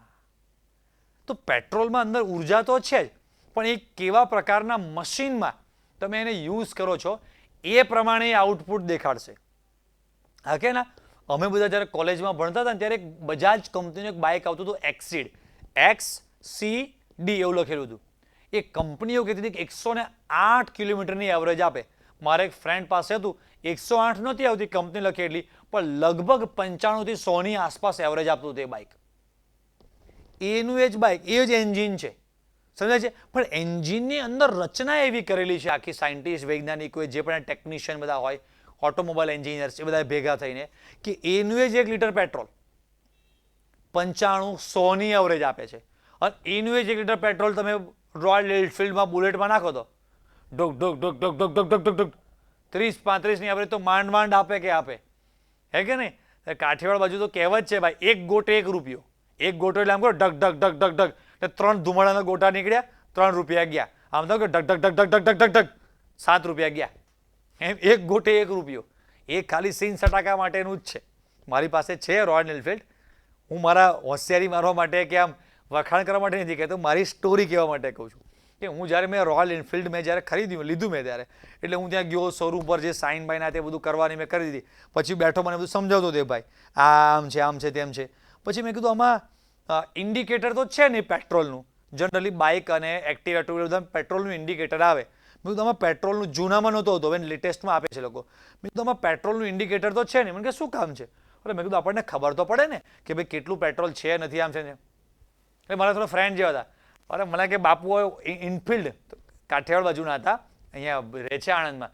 મને કે બાપુ ઇનફિલ્ડ ફેરવવું અને પેટ્રોલના કાંટા જોવા પડે તો ઇનફિલ્ડ ફેરવાય જ નહીં. કે ખબર પડી કે નહીં? સર વિડીયો બનાવતો હતો સર, વિડીયો બનાવતો હતો. શું વિડીયો બનાવતો? એને શું કીધું? બાપુએ કે ઇનફિલ્ડ ફેરવવું હોય તો પછી પેટ્રોલના કાંટા જોવાના જ ન હોય. મતલબ કે મેં કીધું કેમ ટાંકી ફૂલ જ, મને કે આ થોડું કે તમારે ટ્રાવેલિંગ કરવા માટે છે કે છે, આ ખાલી સીન સટાકા માટેનું જ છે કે આમ તૈયાર થઈને ગોગલ્સ બોગલ્સ મારી અને ખાલી નજીકમાં ક્યાંક મંદિરે ક્યાંક આટો મારવા જવું છે, પાનના ગલ્લે વલ્લે. આપણે તો કરતા નથી એવું, પણ સિગરેટ બિગરેટ પીને આમ ખાલી સીન સટાકા માટેનું છે. અને ઇનફિલ્ડ ફેરો 2.5 લાખ રૂપિયાનું મેં ત્યારે લીધું હતું, અત્યારે તો ખબર નહીં. તો એ 2.5 લાખ રૂપિયાનું તમે લો છો અને તોય તમારે પેટ્રોલના કાંઠા જોવા પડે અને રિઝર્વ કરવું પડે. તો બાપુ કે તો ઇનફિલ્ડ ન ફેરવાય, તો પછી તમે એક્ટિવા કે સ્પ્લેન્ડર ફેરવો. રાઈટ? એમ કહેવાની વાત એવી છે કે એ એન્જિન ઉપર છે. હું એમ કહું છું કે પાણી જે છે મારી પાસે અત્યારે, અડધી બોટલ પાણી જે 500 ml એટલે કે 500 ગ્રામ કહેવાય, તો 500 ગ્રામ પાણીને c² સાથે ગુણાકાર કરો તો એટલી ઉર્જા આ પાણીમાં છે કે નહીં? છે. પણ હજી એવા સાધન નથી શોધાયા કે પાણીમાં રહેલી ઉર્જાને એ આગળ બીજા કશાકમાં પરિવર્તિત કરી શકે. સમજાય કે નહીં? આજથી 100 વર્ષ પહેલા જઈ આવો, 100 નહીં, હું તો કહું છું 30-40 વર્ષ પહેલા જુઓ તો સૂર્યપ્રકાશમાં ઉર્જા હતી કે નહીં? હતી જ. પણ એવા કોઈ સાધન હતા કે સૂર્યપ્રકાશની ઉર્જાને એવી ટેકનોલોજી નહોતી કે એ વિદ્યુત ઉર્જામાં રૂપાંતરિત કરી શકે? ના. હજી પણ સોલર કાર રિસર્ચમાં છે, હજી પ્રેક્ટિકલમાં આવી નથી, પણ હજી એ ટેકનોલોજી શોધાઈ નથી. ભગવાન કરશે એકવાર, જ્યારે પણ કરશે ત્યારે. અત્યારે અમુક લોકોએ ટ્રાય પણ કર્યા છે કે સોલર કાર, એનું જે ઉપર સનરૂફ છે એમાં એ બેસાડી દે, પછી બેટરી ચાર્જ થાય, આ છે તે છે, પણ હજી ચાલુ છે. 10 વર્ષ પહેલા, 15 વર્ષ પહેલા કોઈક એવું કીધું હોત કે બેટરીથી ચાલતા બાઇક, કાર ને બધું આવશે. પણ નાના નાના સ્કૂટી કદાચ કોઈક વાર કોકે જોયા કે બેટરીથી ચાલી શકે, ભાઈ ચાલો નાના નાના રમકડા જેવા બાઇક ચાલી શકે, રાઈટ? પણ ગાડી ચાલી શકે આટલી મોટી મોટી 7 સીટર કાર? આવી ગયું કે નહીં? હે ને? હજી આવતા 10 વર્ષમાં તો શું આવશે કંઈ નક્કી નથી. સમજાય કે નહીં? તો જેમ જેમ આપણે ગુજરાતીમાં સાંભળેલું છે, જરૂરિયાત એ શોધખોળની જનની છે, હે કે નહીં? એમ જ્યારે નીડ ઊભી થશે કે પેટ્રોલ ડીઝલના ભાવ બહુ 200 થઈ ગયા છે, હવે પોસાય એમ જ છે નહીં. સમજાય છે? અને ઇલેક્ટ્રિક કાર પણ બહુ મોંઘી થતી છે. ચાર્જિંગ, કેમ કે આપણા ઘરે જે ઇલેક્ટ્રિસિટી, જે વિદ્યુત આવે છે આપણા ઘરે બધી, તો એ ક્યાંથી આવે છે? થર્મલ પાવર સ્ટેશનમાંથી. તો એ કોલસો, પેટ્રોલ, ડીઝલ બધું સળગાવીને જે લોકો વિદ્યુત ઉત્પન્ન કરે છે, એના પણ વીજળીના પણ ભાવ વધતા જવાના છે. તો હવે તો સોલર કાર પછી આવશે પિક્ચરમાં, પછી સોલર બનાવશે લોકો, સોલર કાર. એમ હજી એવા સાધન શોધાય નથી. કોક વાર તમે, મેં યુટ્યુબ પર ક્યાંક એવા વિડીયો જોયા હશે, સાંભળ્યું હશે, પાણીથી ચાલતું બાઇક અમુક લોકો ટ્રાય કરે છે, પણ હજી એટલી પરફેક્ટ ટેકનોલોજી શોધાઈ નથી કે પાણીની અંદર જે ઉર્જા છે એ ઉર્જાને કેવી રીતે એન્જિનમાં કંઈક એનું કંઈક કરી અને ચલાવી શકાય. સમજાય છે કે દરેક વસ્તુ દહનથી નથી ચાલતી. હે? પેટ્રોલ, ડીઝલ, કોલસા, એ બધા પદાર્થ એવા છે કે એનું દહન કરો એટલે જે ઉષ્મા ઉત્પન્ન થાય છે એનાથી વેહિકલ ચાલે છે. એ પછી રેલવે ટ્રેન, જે માલગાડી આપણે કહેતા ને, કોલસાથી ચાલતી બધી ગાડીઓ હોય, એ છે. પછી એના પછી ડીઝલ રેલવે ટ્રેન આવી, ડીઝલ ટ્રેન આવતી હતી. પછી એવી રીતે વેહિકલ્સ પણ બધા જે પેટ્રોલ ડીઝલથી બધાથી ચાલે છે, હા કે ના? પણ પાણીને એવું થતું નથી, પાણીને સળગાવીને એમાંથી ઉષ્મા ઉત્પન્ન કરી શકાય. પણ એવું કંઈક તો ટેકનોલોજી શોધશે કે પાણીથી પણ વેહિકલ, એમાં રહેલી ઉર્જા છે. એમ દરેક પદાર્થમાં, હવે જોજો બીજા વાક્ય પર જઉં છું, દ્રવ્ય અને બંધારણને આધારે ચોક્કસ ઉર્જા છે. મારી પાસે 1 લીટર પેટ્રોલ હોય, 1 લીટર ડીઝલ છે, 1 લીટર કેરોસીન છે, તો 3 એક સરખું કામ કરે? 3 એક સરખી ઉર્જા ઉત્પન્ન કરે? ના. સમજાય કે નહીં? એમાં દ્રવ્ય આખો અલગ છે, જથ્થો અને મેઇન બંધારણ. પેટ્રોલનું બંધારણ જુદું છે, કેરોસીનનું બંધારણ કંઈક સાવ જુદું છે, ડીઝલનું કંઈક સાવ જુદું છે. પછી એક આવે છે વ્હાઇટ પેટ્રોલ, કે જે આ જે બધી પ્લેન, જે ફાઇટર પ્લેન છે, જે બધા એરક્રાફ્ટ છે, એ બધામાં યુઝ થાય છે. તો એ પેટ્રોલ એટલું બધું જબરદસ્ત, એનો ઉત્કલન બિંદુ બહુ જ નીચું હોય અને બહુ જ તાપમાન તરત સળગી અને જબરજસ્ત ઉષ્મા ઉત્પન્ન કરે. સમજાય છે? આપણા સ્પ્લેન્ડરમાં એ નખાય નહીં. વ્હાઇટ પેટ્રોલ નાખો, સીધું આમ ખબર નીકળે ક્યાં ખબર જ પડે નહીં કે લે ચાલુ ફળિયામથી કર્યું હતું અને નીકળ્યા છે કે આપણે ગામના પાદરે ઉકેડામાં. એને એ એટલી સ્પીડ લઈ લે, ઉડાડતા જાય કે રસ્તાઓ વચ્ચે 2-4 જણને. એમ એટલે એમાં તમે આમ લીવર પર કંટ્રોલ પણ રહે નહીં. અને આપણે બાઇક કારમાં જે પેટ્રોલ ડીઝલ જે વાપરીએ છીએ એ પ્લેનમાં તમે યુઝ કરો તો પ્લેનમાં પણ ખબર પડે કે ધક્કા મારો 4 જણા ઉતરીને, હે કે નહીં? શિયાળામાં પ્લેનને પણ ધક્કા મારવા પડે, ફાઇટર પ્લેન ધક્કા મારવા પડશે ભાઈ, ઉપડે એમ છે ને. હવે નામ ફાઇટર પ્લેન અને મારવા પડે છે ધક્કા. હવે આ કેવા? અને પેલા જેવું છે નામ પાર્થ હોય, પાર્થ એટલે અર્જુન કહેવાય, અને આંખે જુઓ તો સોડા બાટલી કાચ જેવા, આ 8-8 નંબરના ચશ્મા છે, આટલા જાડા જાડા, ખબર પેલી સોડા લખોટી વાળી, હા એના જે કાચ આવે ને એટલા જાડા જાડા સોડા બાટલી કાચ કહેવાય એને. એ એટલા જાડા જાડા કાચ છે આમ ચશ્માથી. ઓહો, એના ભાઈ નામ પાર્થ છે પણ આંખામાં દેખાતું છે નહીં. સમજ્યા કે નહીં? એમ નામ એવા કામ હોય નહીં. તો વાત આપણે એ કરીએ છીએ કે દરેક પદાર્થ. હવે બીજી વસ્તુ, મારી પાસે આટલો કોલસાનો ટુકડો છે, સેમ આટલી જ સાઈઝનો, આટલા જ દળનો એક લાકડાનો ટુકડો છે, બંનેને સળગાવું છું, બંનેમાંથી એક સમાન ઉષ્મા ઉત્પન્ન થશે? કોલસામાંથી વધારે થાય. લાકડું પણ સળગે એવી વસ્તુ છે, એને પણ સળગાવો એટલે એમાંથી ઉષ્મા ઉત્પન્ન થાય છે કે નહીં? હવે તમારામાંથી ઘણા લોકોને એવું લાગે એ તો સર આપણે સળગાવ્યું ને એટલે ઉષ્મા કે ઉર્જા ઉત્પન્ન થઈ. એમાં છે, પણ એમાંથી અંદર જે ઉષ્મા કે ઉર્જા છે ને એ પ્રક્રિયા સ્ટાર્ટ કરવા માટે ખાલી આપણે દિવાસળીથી આમ કંઈ સળગાવીએ છીએ. સમજાય કે નહીં? ચલો દિવાસળીથી આમ સળગાવી અને એ જે ઉર્જા છે બધી જો દિવાસળીમાં જ હોત તો પથ્થરને લગાડો, આમ કંઈ પથ્થરને આમ કરો, લો સળગે છે? નહીં સળગે. ચલો એ દિવાસળીમાં ઉર્જા હોય તો એક દિવાસળી સળગાવી અને હાથમાં તપેલી પકડી રાખો, નીચે દિવાસળી રાખો, ચા ભાત ખીચડી શાક થવા માંડે અંદર. કેમ કહેતા હતા ને દિવાસળીમાં છે અંદર બધી ઉર્જા? એ તો એક નિમિત્ત છે, એની અંદર ઉર્જા છે. ખાલી આપણે આમ કરી અને સળગાવીએ એટલે એની અંદરની જે પ્રક્રિયા છે દહનની એ સ્ટાર્ટ થઈ જાય છે. હવે જે એની અંદરથી ઉષ્મા નીકળે છે બરાબર, એ તો એની અંદર સ્ટોર થયેલી સંગ્રહાયેલી છે. કયા સ્વરૂપે? આંતરિક ઉર્જા સ્વરૂપે. વાક્ય ગણીને 4 જ છે, પણ સમજાવવા માટે ઓછામાં ઓછા 100 વાક્ય હું બોલ્યો છે અત્યારે આટલી બધી જે વાત કરીને એમાં. ત્યારે એ વાક્ય પરફેક્ટ આપણને સમજાય કે શું કહેવા માંગે છે. આને કહે છે લોકો આંતરિક ઉર્જા. તો આંતરિક ઉર્જાનો પહેલા મતલબ સમજાયો કે નહીં બધા છોકરાઓને? કોઈને કંઈ ડાઉટ હોય તો મને પૂછી લો. ચાલો હવે આગળ વધીશું છોકરાઓ. હવે વાક્ય સમજવાનું છે. આ બધું બેકગ્રાઉન્ડ જે મેં રેડી કર્યું ને, હવે ફાટ ફાટ ફાટ દાણી ફૂટે એમ તમને બધા વાક્યો સમજાશે. Sir please short revise. ના ભાઈ, તમારે શોર્ટ આ રિવિઝન લેક્ચર છે જ નહીં, આ રેગ્યુલર લેક્ચર છે બરાબર. આગલા જે પણ કોઈ ચેપ્ટર્સ હતા એ બધામાં આપણે રિવિઝન એટલે તમને બધાને કરાવ્યું હતું કે એ ચેપ્ટર્સ તમે સ્કૂલમાં ટ્યુશનમાં ક્યાંક ને ક્યાંક થોડું તમારી રીતે તૈયાર કર્યું હતું. નાના મોટા ટેસ્ટ તમે બધા આપ્યા હતા અને આપણી પાસે એક્ઝામ નજીક આવતી હતી એટલે ટાઈમ ઓછો હતો એટલે રિવિઝન. આ તો આપણે ડિટેલમાં પહેલેથી ભણવાનું છે ભાઈ. આ બધા છોકરાઓ કોર્સ મારો જોઈન કર્યો છે એ બધા રિવિઝન માટે નથી કર્યો બેટા, એ બધા મારી પાસે ભણવા માટે જોઈન કરેલો છે. જો રિવિઝન કરાવીશ તો બધા ભાગી જશે કે આ તમે રિવિઝન કેમ કરાવો છો, આવડતું જ નથી તો. અને આ બધા અઘરા ચેપ્ટર છે. આથી જો દ્રવ્યની ઉર્જાનું ઉષ્મા સ્વરૂપમાં રૂપાંતર કરવામાં આવે તો ઉષ્માનો પ્રચંડ જથ્થો પ્રાપ્ત.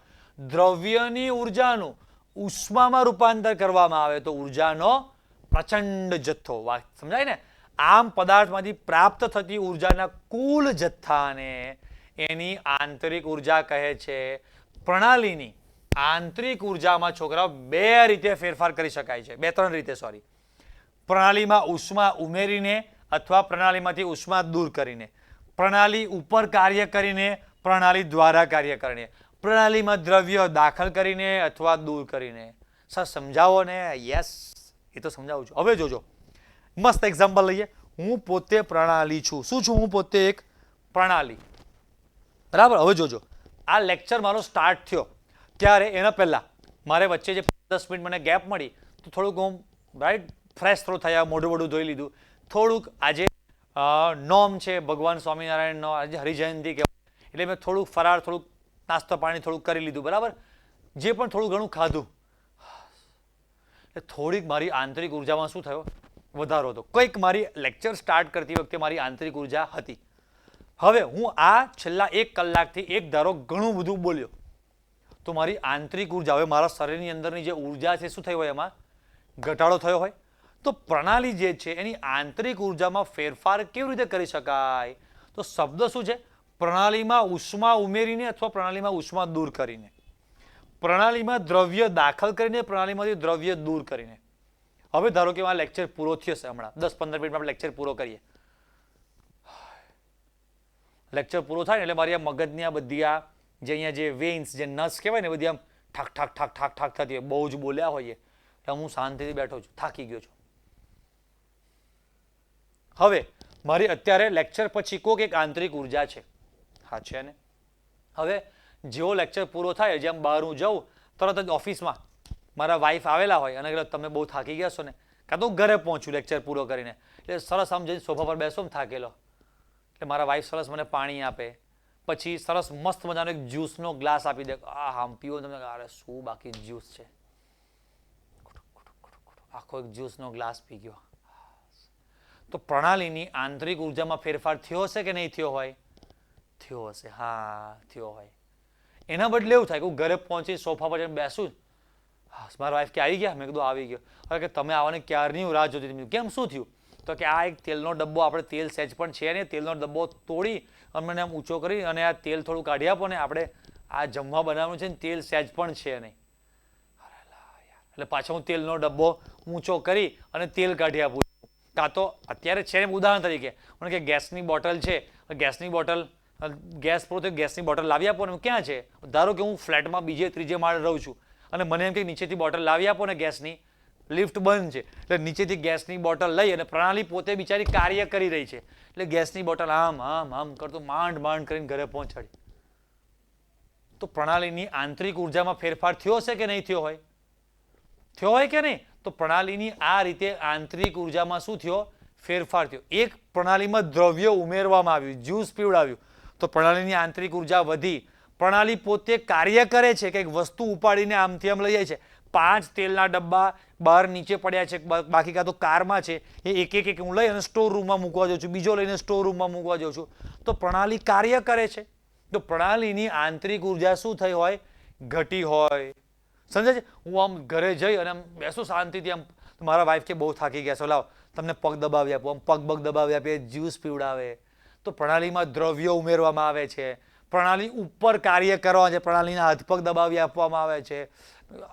થાકી ગયો છું, એટલો ઊભો બેક પેન છે, લાવ તમે સાહેબ બેક પેન છે, થોડુંક આમ સરખું કરી આપું, આમ થોડીક વાર આ બધું આમ દબાવે પગ બગ. થેન્ક યુ, બહુ સારું લાગ્યું. હો, સારું લાગે કે નહીં? તો એમ પ્રણાલી જે પણ છે, હવે આપણે આ મારું એક્ઝામ્પલ લીધું, પછી આપણે ટોપિક જેમ જેમ આગળ ચાલશે ત્યારે સમજીશું કે પ્રણાલીમાં ઉષ્મા ઉમેરીને કેવી રીતે. સમજો કે આ પાણી, એની અંદર બોટલમાં પાણી છે, આપણી પ્રણાલી છે કે નહીં? લેક્ચર સ્ટાર્ટ થયો ત્યારથી આ બોટલ જ આપણે મદદ કરે છે આપણને. તો આ આપણી પ્રણાલી છે. આમાં હું ઉષ્મા ઉમેરું તો પાણીના જે પણ કોઈ અણુઓ છે એની ઉર્જા વધે કે નહીં? આંતરિક ઉર્જા વધે ને. ઉષ્મા દૂર કરીએ, આ જે પણ કોઈ પાણી છે એમાંથી ઉષ્માનું શોષણ કરી ઠંડુ કરીએ તો પણ એની ઉર્જામાં ફેરફાર થાય. પ્રણાલી ઉપર કાર્ય કરીએ, પ્રણાલી દ્વારા કાર્ય આપણે સમજીશું આગળ પિસ્ટન અને વાયુના એક્ઝામ્પલથી, કે કોઈ એક પાત્ર છે એની અંદર કોઈ વાયુ ભરેલો છે. હવે એની પર જ્યારે દબાણ લાગુ પાડવામાં આવે છે ત્યારે શું થાય? આપણે આ બધું આપણે આગલા સેશનમાં આપણે જોવાના છે. આવી થિયરી આવશે. અહીંયા ધારો કે એક આ લઈ લો અત્યારે સમજવા માટે, આપણે આ લઈ લઈએ. ચલો, દબાણ અને કદ કાર્ય, કે ભાઈ આની અંદર ધારો કે કોઈ એક વાયુ છે, બરાબર? અત્યારે વાયુનું કંઈક દબાણ હશે. હવે આ એક પિસ્ટન છે કે જે પિસ્ટન દ્વારા આપણે દબાણ લગાડીએ છીએ, એટલે જે પણ કોઈ વાયુ છે એનું સંકોચન થાય છે. તો વાયુ આપણી પ્રણાલી છે અને અત્યારે આપણે એની પર દબાણ લગાડી રહ્યા છીએ, એટલે પ્રણાલી ઉપર કાર્ય થઈ રહ્યું છે. કાં તો એવું થાય કે આપણે આ જે પણ કોઈ પિસ્ટન વાળી સિસ્ટમ છે આમાં ઉષ્મા ઉમેરું છું, બહારથી ઉર્જા આપું છું, એટલે જે પણ કોઈ વાયુ છે એની ઉર્જા વધે છે, વાયુ વિસ્તરણ પામે, એટલે પિસ્ટનને એ બહારની બાજુ ધક્કો મારે, તો પ્રણાલી દ્વારા કાર્ય થાય. આ બધું આપણે સમજવાનું છે આવતા લેક્ચરોમાં, કેવી રીતે આ બધું સમજવાનું છે. જો પ્રણાલી ઉપર કાર્ય, પ્રણાલી દ્વારા કાર્ય, આ બધી વસ્તુ આપણે સમજવાની છે. પણ આપણે તો અત્યારે એ સમજી રહ્યા છે કે આંતરિક ઉર્જા જે છે બેટા, કહા ગયા? યસ. તો આંતરિક ઉર્જામાં ઉષ્મા ઉમેરીને અથવા ઉષ્મા દૂર કરીને, કાર્ય કરીને અથવા એના વડે એના દ્વારા કાર્ય કરાવીને, દ્રવ્ય દાખલ કરીને અથવા તો દૂર થતા, આટલી રીતે આંતરિક ઉર્જામાં આપણે ફેરફાર કરી શકીએ છીએ. સમજી ગયા બધા છોકરાઓ? ચાલો.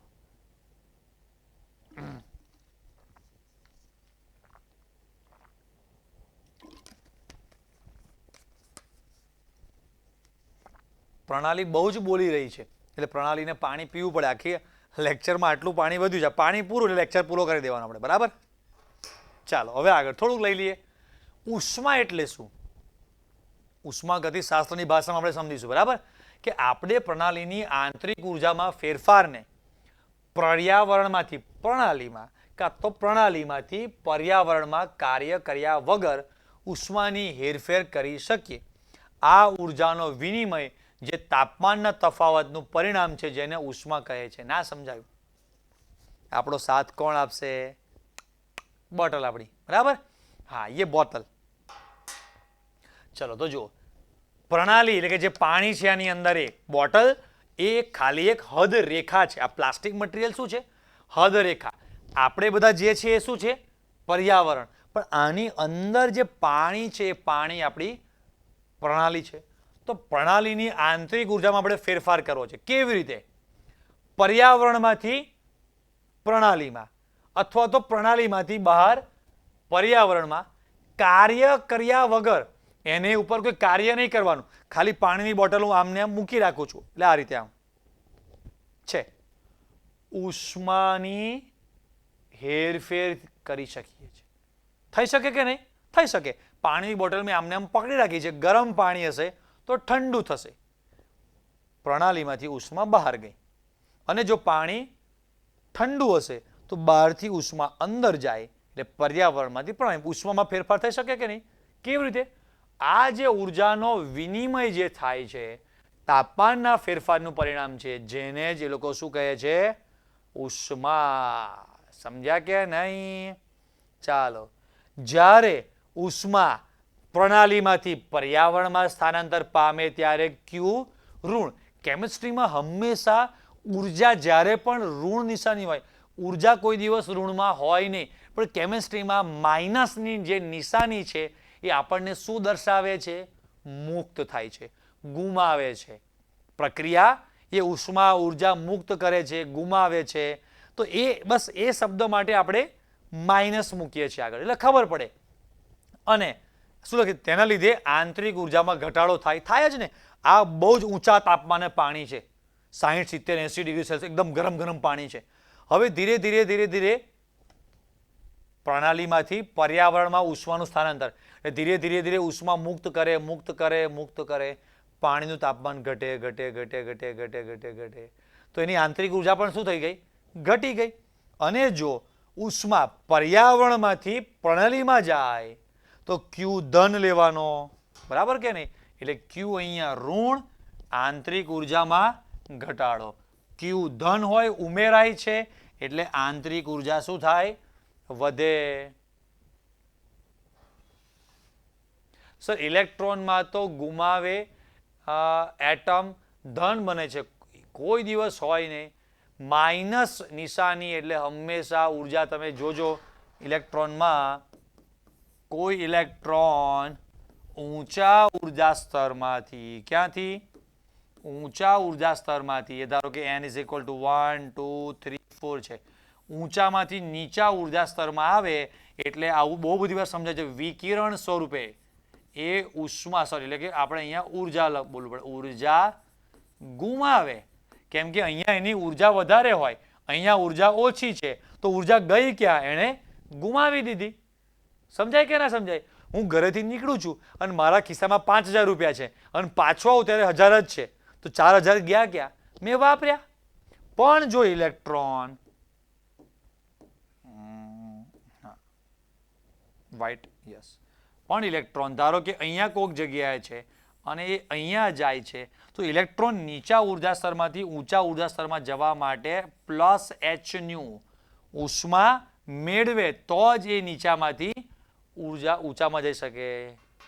બરાબર? આ કન્સેપ્ટ કેમિસ્ટ્રીમાં કોઈ પણ જગ્યાએ ઉષ્મા ઉર્જા એ કંઈ પણ ગુમાવે છે એટલે માઇનસ નિશાની એ વસ્તુને દર્શાવે છે. રાઈટ? ચાલો આપણે આગળ વધીશું. હવે કાર્ય એટલે શું શોર્ટમાં થોડુંક એ સમજી લઈએ. જ્યારે પ્રણાલી ઉપર કાર્ય કરવામાં આવે ત્યારે આ WAD છે ને આવું લખાઈ ગયું છે WAD એટલે કે W સમજો અત્યારે ખાલી આપણે વર્ક AD એટલે કે એડિયાબેટિક એટલે ઉષ્માના ફેરફાર. આનો મતલબ લખી આપો, આનો ફૂલ ફોર્મ. W એટલે વર્ક અને AD છે એ શેનું શોર્ટ ફોર્મ છે?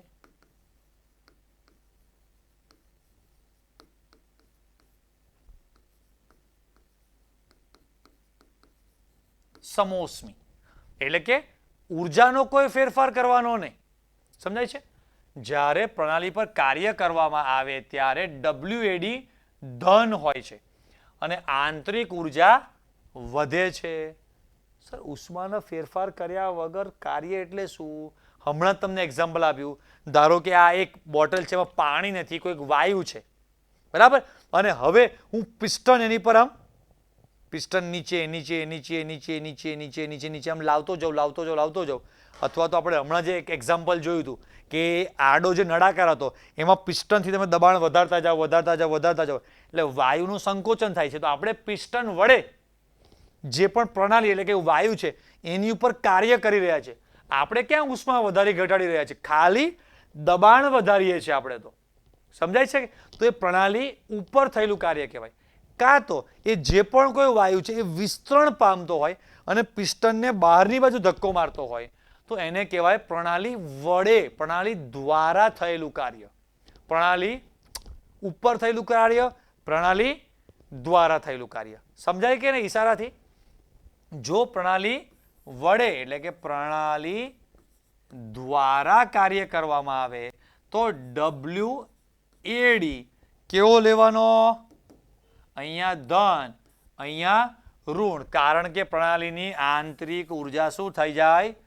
ઘટી જાય. કેમ ઘટી જાય? સિમ્પલ છે ને યાર. પ્રણાલીમાં પોતાનામાં જે ઉર્જા છે એ ઉર્જા એ પિસ્ટનને બહારની બાજુ ધક્કો મારવામાં યુઝ કરી નાખે છે. તો કોઈ પણ કાર્ય એમનામ થાય? અહીંયા ધારો કે મારી પાસે એક ચેર છે, તો મેં આમ કંઈ ધક્કો માર્યો, કોઈક મને પૂછે તમારી સર ઉર્જા ઘટી કે નહીં? કેમ કંઈ ઘટી નથી, એમને એમ જ છું. જો યાર, એ કાર્ય કરવા માટે મારે ઉર્જા જોઈએ અને જોઈએ. આની આ ચેર છે, નાનું હજી 2 વર્ષ 3 વર્ષનું બાળક છે, એને કહો તો તમે ધક્કો મારે તો. અત્યારે આ થોડી હેવી સ્ટીલની ચેર છે, આ ટાઈપની આખી આવી બહુ જ મોટી, બહુ જ હેવી ચેર છે. એટલે નાનું બાળક જે આખું છે એ આ સ્ટેન્ડી જે ચેર છે એને કંઈ ધક્કો નહીં મારી શકે, વજન વધારે છે એનું. સમજ્યા કે ના સમજ્યા? આખો એટલે મતલબ કે આને ધક્કો મારવા માટે ઉર્જાની જરૂર તો છે જ. એમ એ જે પણ વાયુ છે એ પિસ્ટનને બહારની બાજુ ધક્કો મારે છે તો એની પાસે કંઈક ઉર્જા હશે અને એ ઉર્જા એ વાપરે છે. સમજાય છે? આ બધું હજી વધારે ડિટેલમાં આપણે એ એક્સપેરિમેન્ટ મેં તમને જે બતાવ્યો ને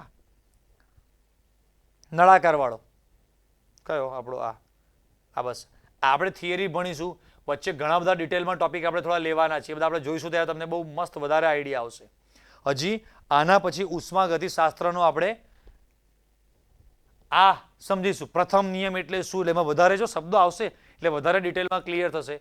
પછી આ બે એટલા ખતરનાક અને ગંદા શબ્દો છે, પ્રતિવર્તી અને અપ્રતિવર્તી પ્રક્રમ.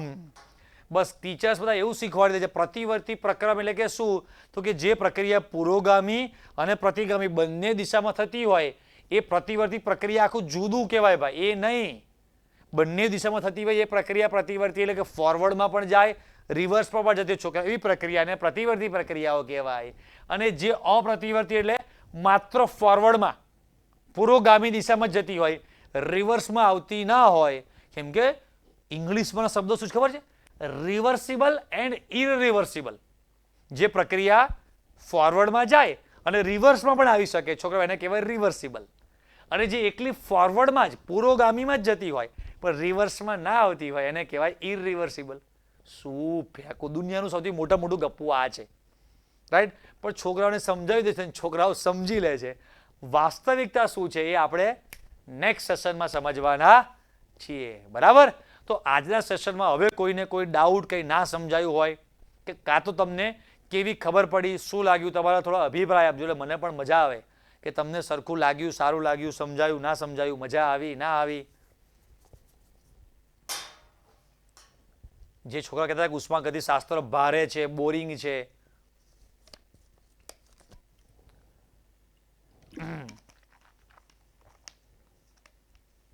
ચાલો સર, બેસ્ટ એક્ઝામ્પલ, મજા આવી. યસ સર, તમે ચેપ્ટર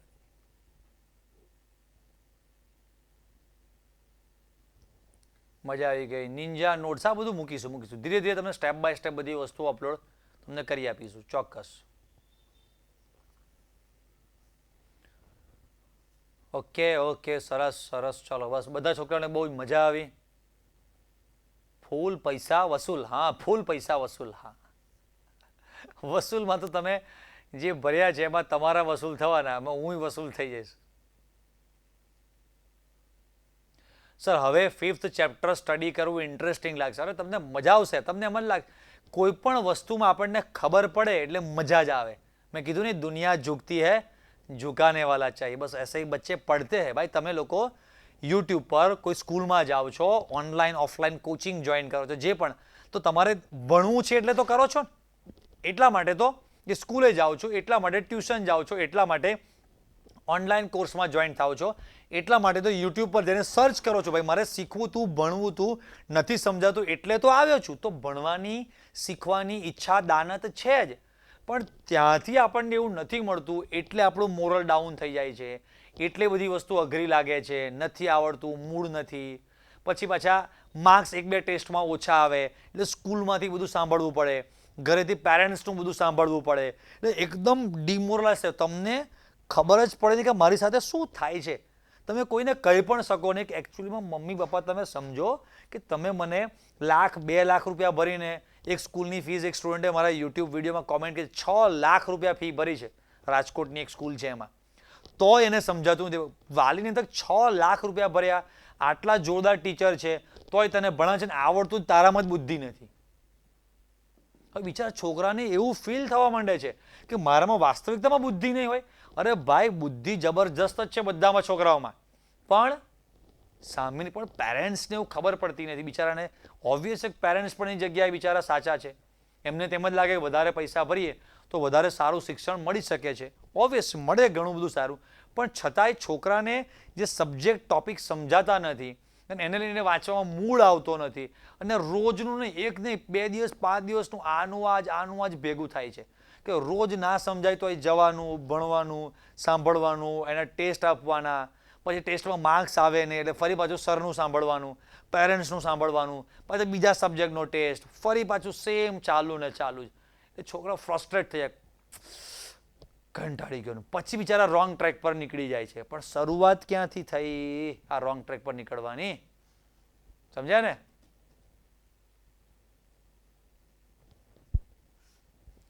ઓકે,